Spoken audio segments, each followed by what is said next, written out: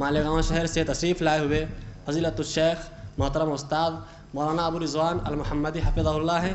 اختصار کے ساتھ آپ کا تعارف یہ کہ آپ جمعیت اہل حدیث ریاستی جمعیت اہل حدیث مہاراشٹر کے ناظم اعلیٰ ہیں، سیکریٹری ہیں، اور جامعہ محمدیہ منصورہ مالیگاؤں کے استاد ہیں، اور کئی سالوں سے آپ وہاں پر اپنی خدمات انجام دے رہے ہیں۔ مختلف قسم کے پروگراموں میں آپ کی شرکت کو کامیابی کی ضمانت سمجھا جاتا ہے، اور انشاءاللہ آپ سے وہ خطاب فرمانا چاہتے ہیں۔ میں گزارش کرتا ہوں شیخ سے کہ آپ آئیں اور سامعین سے خطاب فرمائیں۔ السلام علیکم ورحمۃ اللہ وبرکاتہ۔ الحمد للہ رب العالمین والصلاة والسلام علی سید المرسلین وعلی آلہ وصحبہ اجمعین ومن تبعہم بإحسان الی یوم الدین۔ اعوذ باللہ من الشیطان الرجیم، بسم اللہ الرحمن الرحیم۔ ومن یشاقق الرسول من بعد ما تبین له الہدی ویتبع غیر سبیل المؤمنین نولہ ما تولی ونصلہ جہنم وساءت مصیرا۔ صدر محترم، معزز قابل احترام علماء، مہمانان کرام، راویر کے منتظمین جلسہ اور دینی بھائیوں، اسلامی ماں اور بہنوں، اللہ تبارک و تعالیٰ کا بے پناہ شکر اور احسان ہے کہ اس نے آج دین کے نام پر، دین کی بنیاد پر، اسی جذبے کے تحت ہمیں اور آپ کو ملوایا، اور بطور خاص میں شکر گزار ہوں رب العالمین کا کہ آج کے اس بابرکت مجلس میں میرا خطاب کے پروگرام میں کوئی تعین نہیں تھا۔ اللہ تبارک و تعالیٰ نے یہ موقع عنایت فرمایا، اور اس کے بعد میں اس مجلس کے صدر شیخ ابو زید ضمیر صاحب اور منتظمین کا شکر گزار ہوں۔ چونکہ ضابطۂ اخلاق نافذ ہے اور وقت بہت ہی محدود ہے، لہٰذا میں چند باتیں پیش کرنے کی کوشش کر رہا ہوں۔ اللہ تبارک و تعالیٰ سے دعا ہے کہ وہ ہمارے اس ملنے کو، جو اطراف کے اور شہر کے مختلف حضرات یہاں تشریف لائے ہیں، اللہ تبارک و تعالیٰ دین اور دنیا کے لیے اسے خیر بنا دے۔ محترم حاضرین، ہم ایمانی طور پہ جانتے ہیں، مشاہداتی طور پر دیکھتے ہیں کہ انسان کی ایک زندگی تو یہ ہے جو ہمیں نظر آتی ہے، مرد اور خواتین کی سماجی زندگی، مسائل کی زندگی، معاملات کی زندگی۔ یہاں اچھائیاں ہیں، برائیاں ہیں۔ اس کے بعد ہم اس دنیا سے رخصت ہو جاتے ہیں۔ اس دنیا کے بعد کا کیا معاملہ ہوتا ہے؟ مختلف مذاہب کے مختلف نظریات ہیں۔ ہمارا عقیدہ اور ایمان کی بنیاد یہ ہے کہ اس دنیا کے بعد برزخی حیات ہوتی ہے۔ وہاں بھی کچھ معاملات ہیں جو ہمیں قرآن و سنت نے بتایا، اس لیے کہ وہ غیب ہے، ہم اتنا ہی مانتے ہیں، جانتے ہیں جتنا اللہ نے اور رسول اللہ صلی اللہ علیہ وسلم نے بتایا۔ پھر اس کے بعد دوبارہ جینا ہے اس دنیا میں، جو ہمارے اور آپ کو، تمام مرد اور خواتین کو ایک موقع اور ون چانس کے طور پر دی گئی ہے۔ اس میں کیے گئے اعمال کا بدلہ دینا، دیکھنے کے لیے فَمَن يَعْمَلْ مِثْقَالَ ذَرَّةٍ خَيْرًا يَرَهُ وَمَن يَعْمَلْ مِثْقَالَ ذَرَّةٍ شَرًّا يَرَهُ۔ ہم دیکھ رہے ہیں کہ جس دنیا اور دور سے، عالم سے ہم گزر رہے ہیں، اس میں قرآن و حدیث کی روشنی میں ہم اپنا اور حالات کا جائزہ لیں تو نظر یہ آ رہا ہے کہ آج مسلمان گلی گلی میں، گھر گھر میں، شہر شہر میں، بستی بستی میں، ملکی اور عالمی سطح پر مختلف قسم کے مسائل سے دوچار ہیں۔ ہر جگہ مسلمانوں کے لیے فتنے ہیں، مصیبتیں ہیں، پریشانیاں ہیں، بحران ہیں۔ کہیں کاٹے مارے جا رہے ہیں، عزت و آبرو، جان مال محفوظ نہیں ہے۔ قرآن و سنت کا میں صرف اشارتاً کہوں، اللہ تبارک و تعالیٰ کا ارشاد ہے اولا یرون انہم یفتنون فی کل عام مرۃ او مرتین، کیا یہ دیکھتے نہیں کہ ہر سال میں ایک مرتبہ اور دو مرتبہ فتنے میں پڑتے ہیں، آزمائش میں مبتلا کیے جاتے ہیں، مصیبتوں میں گرفتار ہوتے ہیں، ثم لا یتوبون، پھر بھی توبہ نہیں کرتے، ولا هم یذکرون، اور پھر بھی نصیحت حاصل نہیں کرتے۔ یہ واقعات و حوادث دنیا میں کہیں بھی پیش آ رہے ہیں، زلزلہ، طوفان، آندھی، مندی، جنگ و جدال، مسلمانوں کے خلاف جھوٹے الزامات، پروپیگنڈے، سازشیں، جو کچھ ہو رہی ہیں، یہ ہمارے لیے فتنہ ہے پروردگار کے فرمان کے مطابق۔ میں تفصیل میں نہیں جا سکتا، افسوس۔ یہ جو ہم برما میں، شام میں، ہندوستان کے مختلف مقامات پر مسلمانوں کے ساتھ جو کچھ ہو رہا ہے غور کرنے کی بات ہے کہ یہ انبیاء کرام اور صحابہ کرام مومنین صادقین کی طرح آزمائش کا مرحلہ ہے یا پھر پاداش عمل کے نتیجے میں ہمارے کیے دھرے کا نتیجہ ہے؟ اللہ تبارک و تعالیٰ نے ہم کو قرآن مجید میں رسول اللہ صلی اللہ علیہ وسلم نے احادیث مبارکہ میں بہت سی داستانیں سنائی ہیں کہ جن جن قوموں نے قوم نوح سے لے کر جناب محمد رسول اللہ صلی اللہ علیہ وسلم کے پہلے تک مختلف قوموں نے سرکشی، نافرمانی، شرک، بدعات، اللہ تعالیٰ اور اپنے رسولوں سے بغاوت کا جب راستہ اختیار کیا تو اللہ تبارک و تعالیٰ کے عذاب نے ان کو اپنے شکنجے میں جکڑ لیا۔ قرآن مجید نے ہم کو یہ کہانی نہیں سنائی ہے، ہمیں درس دیا ہے، ہمیں اپنا قانون بتایا ہے قدرت کا کہ جو قوم اللہ کو فراموش کر دیتی ہے، اس کے رسول اور اس کی تعلیمات کو پس پشت ڈال دیتی ہے، اللہ تبارک و تعالیٰ ان پر اسی طریقے کے عذاب کے کوڑے برساتا ہے۔ کسی پر طوفان آیا، کسی کو غرقاب کر دیا گیا، کسی پر چیخ مسلط کر دی گئی، کہیں زلزلہ آیا، کہیں طوفان۔ آج بھی دنیا کے مختلف حصوں میں اس قسم کے حوادث و واقعات ہوتے ہیں جو ہمیں جھنجھوڑتے ہیں کہ آپ ہوش میں آ جاؤ۔ اولا یرون انہم یفتنون فی کل عام مرۃ او مرتین۔ یہ مسئلہ ہے، یہ دنیا کے مسائل۔ اگر گھر میں ہماری ماؤں بہنوں کو کوئی مسئلہ پیش ہے، کوئی جھگڑا ہو رہا ہے، پریشانی ہے، اختلافات ہو رہے ہیں، ساس بہو کے، باپ بیٹے کے، آپس کے رشتے کے، پڑوسیوں کے، یہ بھی مسائل ہیں ہمارے لیے جو زندگی کو کبھی کبھی اجیرن دو بھر کر دیتے ہیں، زندگی کی ساری لذتوں کو کرکرا کر دیتے ہیں۔ ان مسائل کا حل کیا ہے؟ اب یہاں تو مسائل ہیں ہی، اور آگے سوچنے والی بات ہے کہ اگر یہاں ہم عذاب سے دوچار ہیں، آزمائش کی بجائے عذاب کی کیفیت سے دوچار ہے، تو آگے کا مرحلہ ہمارا کیا ہوگا؟ اگلا مرحلہ حیات برزخی کا ہے۔ اس کی بھی تفصیل کے بجائے صرف ایک روایت کی طرف اشارہ کروں، صحیح حدیث غالباً مسلم شریف میں ہے، جناب محمد رسول اللہ صلی اللہ علیہ وسلم نے فرمایا کہ لولا اللہ تدافنوا لدعوت اللہ، اگر ایسا نہیں ہوتا کہ تم اپنے مردوں کو دفن کرنا چھوڑ دو گے، مردوں کو دفنانا قبر میں بند کر دو گے، اگر ایسا نہیں ہوتا، یہ اندیشہ اور خوف نہیں ہوتا مجھے، تو میں اللہ سے دعا کرتا۔ کس بات کی؟ کہ اللہ تبارک و تعالیٰ قبروں میں، برزخ میں جن لوگوں کو عذاب دیا جا رہا ہے، ان کی آوازیں، چیخیں، ان کے عذاب کی کیفیت تمہیں سنا دیتا۔ اگر وہ تم اور آپ اور ہم سن لیں تو فرمان رسول صلی اللہ علیہ وسلم کے مطابق اپنے مردوں کو دفن کرنا چھوڑ دیں گے۔ کتنا بھیانک اور شدید مرحلہ ہوگا یہ۔ دوسرا مرحلہ، وہاں عذاب برزخ سے، عذاب قبر سے ہم کیسے بچ سکتے ہیں؟ تیسرا مرحلہ، میدان محشر کا ابھی ایک نقشہ آپ نے سنا، نفسی نفسی کا یہ عالم ہوگا کہ انبیاء کرام رضوان اللہ علیہم اجمعین علیہم الصلاۃ والسلام وہ نفسی نفسی کہیں گے، اذهبوا الی فلان، اور پھر اس کے بعد حساب و کتاب جب ہوگا تو دو ٹھکانے ہیں ہمارے ایمان اور عقیدے کی بنیاد ہے، یا تو جنت، دائمی نعمت جس کو نہ کسی آنکھ نے دیکھا، نہ کان نے سنا، نہ دل نے سوچا۔ وہ تمنا جو انسان آج دنیا دار انسان دنیا میں کرتا ہے، اس کی تمنائیں ختم ہو جائے گی جنت میں، تمناؤں سے بڑھ کر ملے گا، ایسی نعمتیں، ایسے باغات۔ اور اس کے بالمخالف اگر ناکام ہو گیا، اللہ ہم کو ان میں سے نہ رکھے، اگر ناکام ہو گیا تو کتنا بھیانک عذاب ہوگا۔ اگر میں صرف اس کا نقشہ کھینچوں تو میرا وقت ختم ہو جائے گا۔ اللہ تبارک و تعالیٰ نے قرآن مجید میں اس کے مختلف جو صرف نقشے کھینچے، سنجیدگی سے آپ اور ہم غور سے پڑھ لیں، ہماری زندگی کی لذتیں جو ہے کرکری ہو جائیں گی۔ وَمِن وَرَائِهِ عَذَابٌ غَلِيظٌ، ان کے پیچھے بڑا سخت قسم کا عذاب ہوگا۔ وَيُسْقَىٰ مِن مَّاءٍ صَدِيدٍ، اور وہ سدید کا پانی پلایا جائے گا۔ حدیثوں میں ہے کہ انتہائی کھولتا ہوا پانی، منہ سے قریب لائے گا تو ہونٹ کٹ جائیں گے، منہ میں ڈال لے گا تو اس کے اندر کے اعضاء کٹ کٹ کر پاخانے کے راستے سے باہر ہو جائیں گے۔ یتجرعہ، قرآن نے کہا کہ وہ گھونٹ گھونٹ بنا کر اس کو پینے کی کوشش کرے گا۔ وما کاد یسیغ، یہ اس کو سیراب نہیں کرے گا۔ ویأتیہ الموت من کل مکان، ہر طرف سے اس کو موت آئے گی۔ وما ہوا بمیت، لیکن وہ مرے گا نہیں۔ اس کے لیے آگ کے کپڑے سلے جائیں گے۔ سورہ حج میں کہا قطعت لہم ثیاب من نار، آگ کا سائبان ہوگا۔ سورہ ویل لکل ہمزہ لمزہ میں کہا کہ آگ اس کے دلوں تک، اندر تک گھسی جا رہی ہوگی، ہر طرف سے، اندر سے، باہر سے آگ ہی آگ۔ کھانے کے لیے غسلین، زری، جس کی تشریح کروں تو ہماری اگر ایمان اور یقین ہے تو صحابہ کرام کی طرح سے ہماری آنکھوں سے آنسو جاری ہو جائیں۔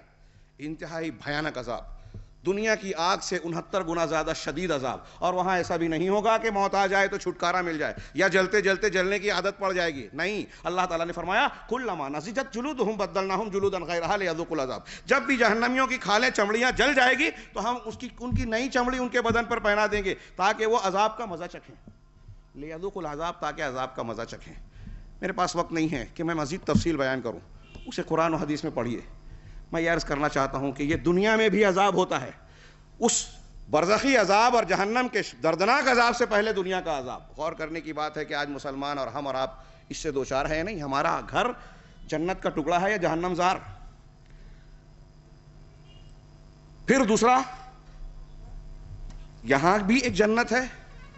علامہ ابن تیمیہ رحمہ اللہ نے کہا جس کو اس جنت میں داخل ہونا ہے اسے آخرت کی جنت کے حصول سے پہلے دنیا کی جنت کو حاصل کرنے کی کوشش کرنی چاہیے. یہاں اطمینان اور سکون کی جنت اگر اللہ رب العزت نے ایمان کی لذت اور عمل صالح کی نعمت کے ساتھ عطا فرما دی تو بندہ دنیا میں بھی جنت پاتا ہے اور پھر اس کی قبر بھی روضۃ من ریاض الجنہ جنت کی کیاری بن جاتی ہے اور آخرت میں بھی نعمت ہے. لیکن اتنا بھیانک عذاب اللہ تبارک و تعالیٰ کا احسان ہے کہ وہ احسان ہے ہم پر. وہ رحمان و رحیم ہے. اس کی رحمت اللہ نے خود فرمایا رحمتی غلبت علی غضبی. میری رحمت میرے غضب پر غالب آ گئی. اگر اللہ تبارک و تعالیٰ اپنے قہر و جبر کو مقدم رکھتا تو لولا کیا ہے اگر اللہ تبارک و تعالیٰ تمہارے اعمال پر گرفت کرنے لگے تو بہت عذاب دینے میں لعجل لہم العذاب ان کے عذاب میں دیر نہیں کرے گا. چلتے چلتے آپ کے اوپر غیبی قسم کا تماشا پڑتا اور آپ جہنم رسید ہو جاتے. لیکن اللہ ڈھیل دیتا ہے, چھوٹ دیتا ہے. اتنا بھیانک عذاب ہے, اتنی خطرناک جہنم ہے, لیکن اللہ تعالیٰ نے فرمایا کہ اللہ تم کو عذاب دینا نہیں چاہتا. ما یفعل اللہ بعذابکم. اللہ تم کو عذاب دے کر کیا کرے گا؟ ان شکرتم وآمنتم. اگر تم شکر گزار بن جاؤ, ایمان لے آؤ. اس نے 100 رحمتیں پیدا کی. ایک رحمت دنیا میں نازل کی 99, بخاری کی صحیح روایت, 99 اپنے پاس رکھی. اس ایک رحمت سے رسول اللہ صلی اللہ علیہ وسلم نے فرمایا کہ انسان ہو یا جانور, دنیا کی کوئی بھی ماں اپنے بچے پر, یہاں تک کہ اونٹنی اپنے بچے کے دودھ پینے کے وقت جو ٹانگ اٹھا لیتی ہے, اسی رحمت کے حصے سے اپنے بچے پر شفقت, رحمت اور ممتا نچھاور کرتی ہے. اس ایک رحمت کا یہ حصہ ہے. پروردگار کے پاس 99 ہے. وہ کتنا رحیم و کریم ہوگا. اس رحمان و رحیم نے کہا کہ اللہ تم کو عذاب دینا نہیں چاہتا, اس لیے اس نے جب دنیا کو دارالامتحان بنایا, دنیا میں بھی پاداش عمل, آپ کے اعمال کے نتائج کا قانون متعین کیا, برزخ اور آخرت میں بھی, تو ساتھ ساتھ اس کی رحم و کرم کی انتہا ہو گئی کہ اس نے انتظام کر دیا ہمارے لیے اپنی شریعتوں کے نازل کرنے کا. اور پھر اس آخری امت کے لیے تو انتہائی انتظام فرمایا کہ نبی ہی نہیں دیا, رحمت للعالمین دیا. وما ارسلناک الا رحمت للعالمین. وہ رحمت للعالمین بھی جس کو اللہ نے سراپر رحمت قرار دیا, جس کو آج لوگ دہشت گردی اور انتہا پسندی کی تعلیم دینے والا الزام لگا رہے ہیں یورپ اور امریکہ والے, اللہ تعالیٰ فرما رہا ہے کہ وہ ساری کائنات کے لیے رحمت ہے. انسانوں کے لیے, مردوں کے لیے, عورتوں کے لیے, گوروں کے لیے, کالوں کے لیے, ہندوستانیوں کے لیے, غیر ہندوستانیوں کے لیے, عربوں کے لیے, عجموں کے لیے, جانوروں کے لیے, یہاں تک کہ کافروں کے لیے بھی رحمت. موقع ہوتا تو میں ثبوت دیتا, تفصیل بیان کرتا. سب کے لیے رحمت. وہ رسول کیسے ہیں؟ اللہ نے فرمایا لقد جاءکم رسول عزیز علیہ ما عنتم حریص علیکم بالمؤمنین رؤوف الرحیم. تمہارے پاس ایک ایسا رسول آ گیا, تمہارے پاس ایک ایسا رسول آ گیا عزیز علیہ ما عنتم کہ تمہاری تکلیف, دنیا کی تکلیف ہو, برزخ کی تکلیف ہو, آخرت کی, اس کو بہت دشوار ہے. ہم کو تکلیف پہنچے, اللہ کے رسول صلی اللہ علیہ وسلم کو تکلیف ہوتی ہے. یہ کون کہہ رہا ہے؟ رب العالمین فرما رہا ہے قرآن میں جناب محمد رسول اللہ صلی اللہ علیہ وسلم کی سیرت, کردار اور امت کے حق میں ان کی خیرخواہی بیان فرما رہا ہے کہ ایسا رسول جس کو تمہاری تکلیف گرا گزرتی ہے, حریص علیکم, تمہارا حریص ہے. کیسا حریص ہے؟ کہ دنیا بھی تم کو بھلائی مل جائے, تم کو اچھی زندگی مل جائے, عزت و وقار مل جائے, نعمتیں مل جائے, اللہ کی پسندیدگی اور نعمتیں ملے, اور آخرت بھی تمہاری سنور جائے, سدھر جائے, کامیابی سے ہمکنار ہو جائے. وہ تمہارا حریص ہے. ہر بھلائی, اللہ کے رسول نے فرمایا کہ دنیا میں کوئی بھلائی جو جنت تک پہنچانے والی ہے ایسی نہیں ہے جو میں نے امت کو نہیں بتائی, اور کوئی برائی ایسی نہیں ہے جو جہنم میں لے جانے والی ہے جس سے میں نے نہیں ڈرایا. ہر برائی سے ڈرا دیا. یہ شفقت کا کی انتہا ہے. ہم کو چوٹ لگ جائے, ماں اپنے بچے کو تماشا مار دینے والے سے نفرت کرنے لگتی ہے, باپ ایسے پڑوسی سے لڑ جاتا ہے جس نے اس کے بچوں کو تکلیف دی. یہ دنیا کی چھوٹی موٹی تکلیف جس سے انسان کو گزر جانا ہے, اس پر ہم برانگیختہ ہو جاتے ہیں. اور اللہ تعالی ہم کو بتا رہا ہے کہ وہ جہنم انتہائی شدید اور سنگین ہے. رسول اللہ صلی اللہ علیہ وسلم فرما رہے ہیں کہ میں تم کو اس سے بچانے کی پوری تعلیم دے رہا ہوں. ہمیں فکر نہیں ہے اپنے اور اپنے بچوں کے لیے, اپنی خواتین کے لیے, اپنے گھر والوں کے لیے کہ اس دردناک اور ناقابل تصور عذاب سے بچانے کی کوشش کی جائے, اسلامی تربیت کی جائے, اس راستے کو اختیار کی جائے جو اللہ رب العزت نے رب العالمین نے بتایا, جسے رحمت للعالمین نے سمجھایا. اللہ کے رسول فرماتے ہیں ان کی رافت و رحمت حریص علیکم بالمؤمنین رؤوف الرحیم، مومنوں پہ بڑے رؤوف مہربان رحیم، بڑے رحم کرنے والے، بڑے شفیق اور مہربان ہیں مومنوں پر۔ آپ کی پوری حیات طیبہ کو اس کی نظیر میں پیش کیا جا سکتا ہے۔ آپ کتنے حریص تھے۔ وہ طائف کا واقعہ، طائف والوں نے لہو لہان کیا، کس جرم میں؟ دعوت و تبلیغ پیش کی تھی، اللہ کی توحید کا کلمہ پہنچانے گئے تھے، لہو لہان کر دیا، اوباشوں کو لگا دیا، راستوں میں گزرتے ہوئے مذاق اڑایا۔ ہم ابھی یہاں آئے ہیں، اگر اس شہر میں ہم گزرتے ہوئے یہ راستے پر کھڑے ہوئے لوگ ہم کو پتھر مارنے لگے، آوازیں کسنے لگے، ہم پر چھینٹے کسنے لگے زبان کے، گالیوں کے، تو ہم کیسا محسوس کریں گے؟ دنیا کا سب سے بہترین انسان سید المرسلین رحمت للعالمین، لوگوں کو جنت کا راستہ بتانے والا، جس سے بہتر انسان نہ پیدا ہوا نہ ہوگا، اس کے ساتھ یہ سلوک ہو رہا ہے۔ باہر جا کے سوال کرتے ہیں، دعا دیکھیے، وہ توحید کی دلیل بھی ہے۔ اللہم انی اشکو الیک ضعف قوتی، اے اللہ میں اپنی قوت کی کمزوری کی شکایت تجھ سے کرتا ہوں۔ کون کہہ رہا ہے؟ رسول اللہ صلی اللہ علیہ وسلم۔ غور کیجئے الفاظ پر، اپنی قوت کی کم، وقلت حیلتی، اور اپنے وسائل کی کمی کی شکایت تیرے ہی جناب میں کرتا ہوں، تجھ سے ہی کر رہا ہوں۔ وحوانی علی الناس، اور لوگ میری جو عزت نہیں کر رہے ہیں، میری بے حیثیتی سمجھ رہے ہیں، اس کی شکایت بھی تیرے جناب میں کرتا ہوں۔ انت رب المستضعفین یا ارحم الراحمین، اے رحم کرنے والے سب سے زیادہ، انت رب المستضعفین، تو کمزوروں کا رب ہے، وانت ربی، میرا بھی رب ہے، تو میرا بھی رب ہے۔ کیا الفاظ ہیں، اس کیفیت پر جائیے، آنکھیں چھلک جاتی ہیں۔ سید المرسلین کے یہ الفاظ، اس میں بندگی کا کیسا اظہار ہے۔ اللہ سے مانگ رہے ہیں، ہم دوسروں سے مانگ رہے ہیں۔ سید المرسلین اللہ سے مانگ رہے ہیں، کون ہے دوسرا جو سید المرسلین کی پیروں کی خاک کے برابر پہنچ جائے؟ جب آپ نہیں دے سکتے، اللہ سے مانگ رہے ہیں، تو ہم دوسروں سے کیوں مانگے؟ رسول کو ماننے والے ہیں کہ نہیں؟ تو رب مستضعفین کا رب ہے، تو میرا بھی رب ہے۔